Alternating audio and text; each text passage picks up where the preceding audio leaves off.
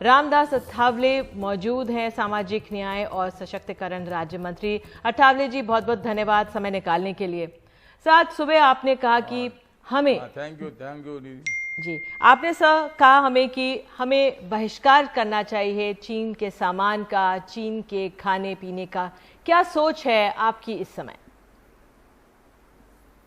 हमारी सोच यही है कि चाइना ये धोखेबाज कंट्री है और चाइना ने 1962 में भी अपने ऊपर इसी तरह मित्र मित्र करके हमला किया था। अभी चाइना के साथ अपना व्यापारी संबंध जिस तरह कितने तगड़े हैं, ये अपने आंकड़े अभी दिए हैं, तो मतलब चाइना के साथ दोस्ती करने की भूमिका हमारी है। और हमारा जो बुद्ध है, बुद्ध चाइना ने ले लिया था और हम चाहते हैं कि हमें युद्ध नहीं चाहिए, हमें बुद्ध चाहिए, लेकिन चाइना बोलता है कि हमको बुद्ध नहीं चाहिए, हमको युद्ध चाहिए।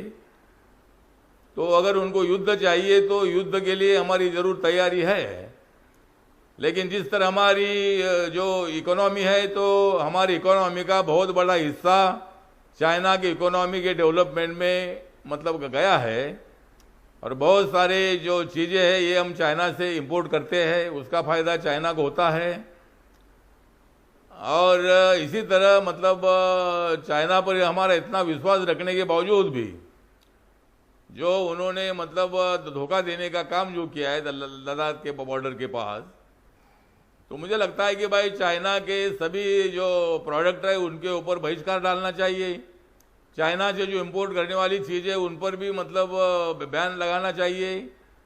और अपने देश में चाइनीज़ रेस्टोरेंट की संख्या बहुत बड़ी है, हज़ारों की संख्या में वो चाइनीज़ रेस्टोरेंट है, तो ये चाइनीज़ रेस्टोरेंट पर बैन लगाना चाहिए।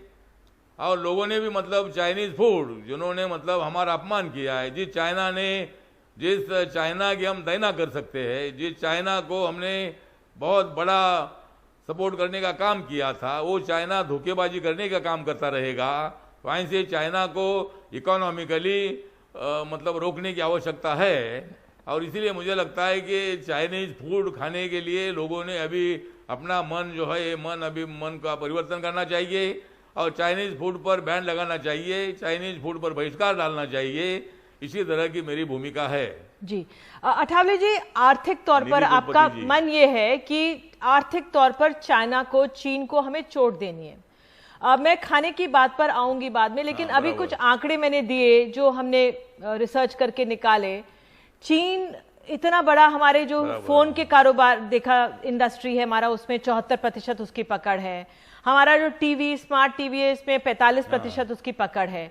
तो क्या आपकी वित्त मंत्री से इस बारे में बातचीत हुई? आपने अपना मन का दुख क्या वित्त मंत्री से कहा?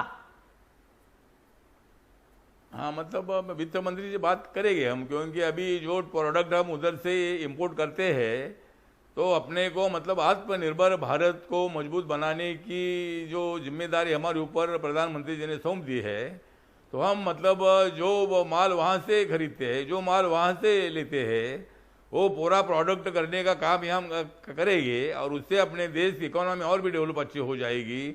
हमारे बेरोजगारों को रोजगार मिलेगा, हमारी इकोनॉमी में जीडीपी में अच्छा मतलब उसमें प्रभाव आ जाएगा। तो इसलिए मुझे लगता है कि हम वित्त मंत्री जी से बात करेंगे और जो उद्योगपति आगे आएंगे, जो सुशिक्षित बेरोजगार है, जो उद्योग करना चाहते हैं, ऐसे लोगों को भी मतलब प्रोत्साहन देकर मतलब हमारी सरकार बात तो बहुत मतलब अच्छी लगती है। जो बात आप कह रहे हैं हमें आत्मनिर्भर होना, ये बहुत सुनने में अच्छी लगती है, लेकिन अगर आप पिछले साल 6 साल के आंकड़े देख ले, $50,000 बिलियन से ज्यादा है हमारा वित्तीय घाटा चीन के साथ, लगातार ये बढ़ा है। हाँ, हालांकि पिछले कुछ महीनों में कम हुआ होगा, कोरोना भी कारण हो सकता है, लेकिन इस पे तो हमने कुछ किया ही नहीं। हमने अपने आप को आर्थिक तौर पर मजबूत नहीं बनाया, तभी तो हम उससे मुकाबला नहीं कर, तभी वो स्थिति में है कि वो हमें दबाने की कोशिश करता है। नहीं, वो तो मतलब चाइना जो है, चाइना दबाने की कोशिश करने की भूमिका नहीं रखता था, इसीलिए हम उनके साथ दोस्ती बढ़ा रहे थे। और वैचारिक दोस्ती के साथ साथ मतलब हमारी फिजिकली दोस्ती भी हम बढ़ा रहे थे। लेकिन अभी 2-3 बार अपन देखा है कि चाइना हमारे बॉर्डर के पास घुसकर हमारे आर्मी के साथ धक्का मुक्की करने का काम उन्होंने इसके पहले भी किया था। और अभी आपको भी लगता है मतलब कि उन्होंने जब मतलब जो देश के तो बड़े यहाँ नेता मिलते हैं उसका फायदा ज्यादा नहीं होता? आपको ऐसा लगता है? आप कह रहे हैं ना फिजिकली दोस्ती भी बढ़ाने की कोशिश की लेकिन उसका असर नहीं दिखा। हाँ, तो मतलब हमारे सरकार के तरफ से तो कोशिश हुई चाइना के साथ 1962 के बाद ये पहली बार इसी तरह का हादसा हुआ है। मतलब ऐसे इतने लोग हमारे जो सैनिकों को मारने का जो मतलब इंसिडेंट हुआ है, ये 1962 के बाद शायद ये पहला इंसिडेंट है। इसलिए अपन चाइना के साथ दोस्ती करना चाहते थे, उनको भी उसका फायदा हो रहा था अठावले जी, आखिरी सवाल, उनको ज्यादा फायदा हो रहा था। जी तो जी आखिरी सवाल जो आपने बोला कि भाई चाइनीज बोलिए, खाना बोलिए, जो बोलिए, है बोलिए। वो मत खाओ, चाइनीज रेस्टोरेंट में मत जाओ, लेकिन जो चाइनीज खाना है वो तो हमारे देश के बने हुए सामान से ही बन रहा है ना यहाँ पे। वो भले ही नाम चाइनीज है लेकिन बन तो हमारे देश के लोग उससे पैसा कमा रहे हैं और हमारे देश का अन्न उसमें जा रहा है, हमारे देश का ही नूडल और टमाटर प्याज उसमें जा रहा है। उससे तो हमारे को और आर्थिक नुकसान हो जाएगा। नहीं, मुझे लगता है कि आर्थिक नुकसान तो होगा नहीं, क्योंकि चाइनीज फूड की जगह पर दूसरा जो फूड है वो रेस्टोरेंट वाले शुरू कर सकते हैं, तो इसलिए वो कोई बहुत बड़ा नुकसान मुझे लगता नहीं है। और हमें नहीं चाइना में नहीं है जाना और उनका हमें नहीं है खाना, तो मतलब उनका खाना भी हमें नहीं खाना है।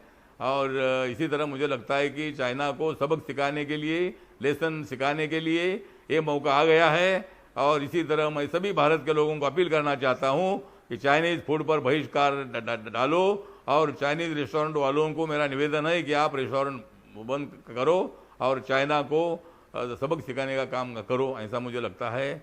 निधि कुलपति जी।